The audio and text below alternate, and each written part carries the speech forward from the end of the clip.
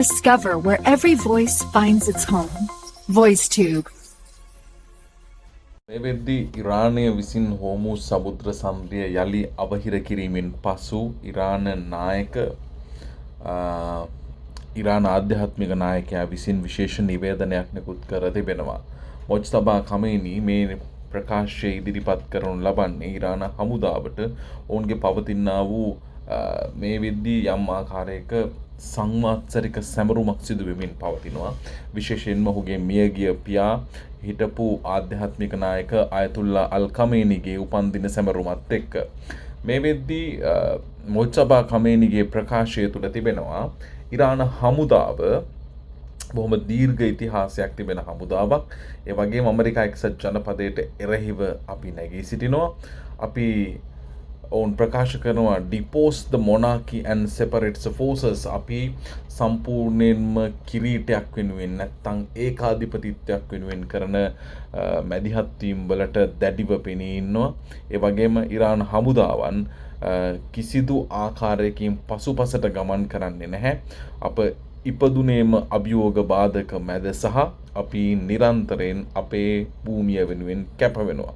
ඒ වගේම ඔවුන් සඳහන් කර තිබෙනවා ඇමරිකා එක්සත් ජනපදයේ සහ ඊශ්‍රායලය සහ මුළු ලෝකයේම හිතුවේ ඉරානය අනු දුර්වල රාජ්‍යයක් කියලා.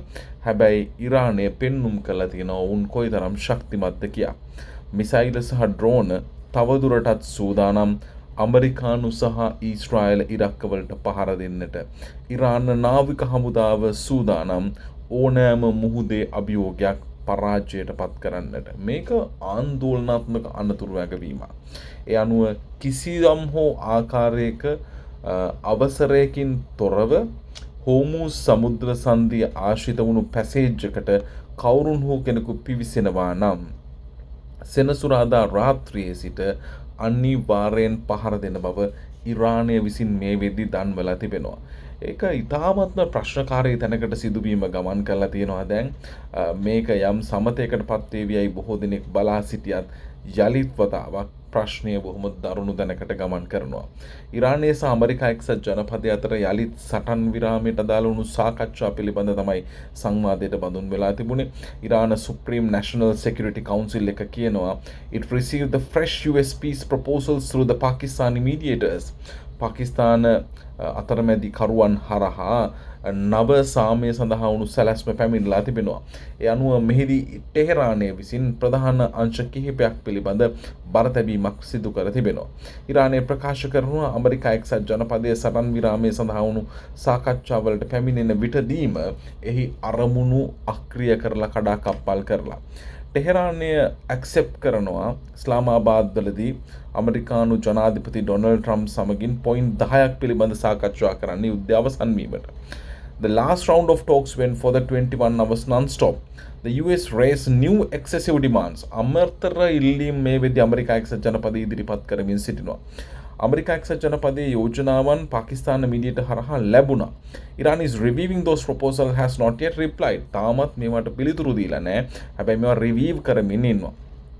Iran condition එක තමයි temporary ceasefire was a halt to fighting on all fronts. මේක යුද්ධයේ සටන් විරාමය කියන්නේ හැම යුද පෙරමුණක්ම අක්‍රිය වෙන්නට ඕනේ. State of Hormuz remains under the Iran control. Hormuz සමුද්‍ර සන්ධිය ඉරානයේ සතුව පැවතිය යුතුයි. With passage for the merchant ships under the ceasefire subject to its condition. මේ සටන් විරාමයේ ඇතුළතදී මේ පැසේජ් එක හරහා නෞකා ගමන් කිරීම පිළිබඳ ඒ සිදුවීම් වලට පාදක කර ගනිමින් අනුමැතිය දෙන්න සූදානම්. Iran warned that the US shipping blockade east of the state was a ceasefire violation. America එක්සත් ජනපදය නැගෙනහිරට වන්නට සමුද්‍ර සන්ධිය අවහිර කිරීම කියන්නේම සටන් විරාමය කඩ කිරීමක් කියන පැහැදිලි ප්‍රකාශය මේ වෙදී ඉරානය නිකුත් කර තිබෙනවා. ඒ නිසා ඇමරිකාව පාර්ශවයෙන් මේ සටන් විරාමයට අදාළ වුණු කොන්දේසි කඩ කරමින් ඉන්නවා. ඒ නිසා තමයි මේ කියන අර්බුදකාරී තත්ත්වය දැන් නිර්මාණය වෙමින් පවතින්නේ. ඒ වගේම Iran gained strategic advantage in the conflict with US. මේ වෙද්දී ඉරානය උපක්‍රමික වාසිය ලබා ගනිමින් සිටිනවා මේ යුද්ධයේ. විශේෂයෙන්ම ඇමරිකා එක්සත් ජනපද ජනාධිපති ප්‍රකාශයක් කරලා තියෙනවා ඉරාන් ස්ට්‍රේට් ඉරාන සමුද්‍ර සන්ධිය විදිහට. ඒ වගේම තමයි මේ විදිහ විශ්ලේෂකයෝ කියනවා ටෙහෙරානය මේකේ වාසිය ගනිමින් සිටිනවා. ඒ අනුව ඔවුන් රීජනල් ඇජෙන්ඩා එක විශේෂයෙන්ම ලෙබනනයට සාමය උදා කර දීමේ මැදිහත් වීම. මේ සියලු දේ තරහා ට්‍රම්ප් විසින් බ්ලොක් කරනවා ඉරාන් වරායන් වලට පැමිණෙන්නා වූ සියලුම නෞකාවන්.